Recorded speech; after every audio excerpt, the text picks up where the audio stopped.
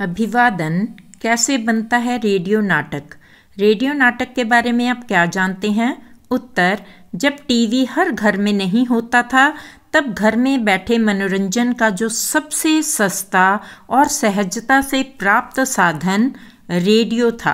Radio पर खबरें व ज्ञानवर्धक कार्यक्रम आते थे। खेलों का हाल भी रेडियो पर ही प्रसारित होता था। गीत संगीत भी रेडियो पर प्रसारित होते थे। रेडियो पर नाटक भी प्रसारित होते थे।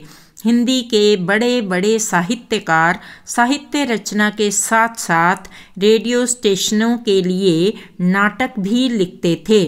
हिंदी के कई नाटक जो बाद में मंच पर भी बेहद कामयाब रहे, मूलतः रेडियो के लिए लिखे गए थे। इसके श्रेष्ठ उदाहरण धर्मवीर भारती का अंधा युग और मोहन राकेश का नाटक आषाढ़ का एक दिन है।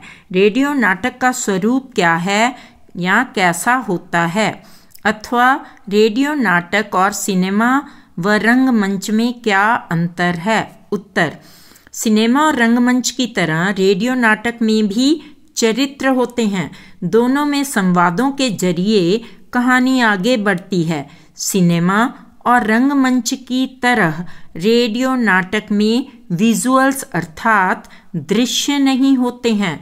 रेडियो पूरी तरह से श्रव्य यानी सुनाई देने वाला माध्यम है। इसलिए रेडियो नाटक का लेखन सिनेमा व रंगमंच के लेखन से थोड़ा भिन्न भी होता है और थोड़ा मुश्किल भी होता है। रेडियो नाटक की कहानी संवादों यानी कि डायलॉग्स और ध्वनि प्रभावों के माध्यम से सबको सुनाई जाती है। रेडियो में मंच सज्जा स्टेज डेकोरेशन, वस्त्र सज्जा नहीं होती। अभिनेता के चेहरे की भाव भंगिमाएं भी नहीं होती।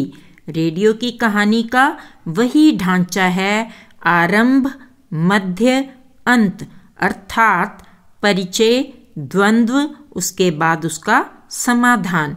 यह सब प्रदर्शित करने का माध्यम सिर्फ और सिर्फ आवाज़ है। धन्यवाद।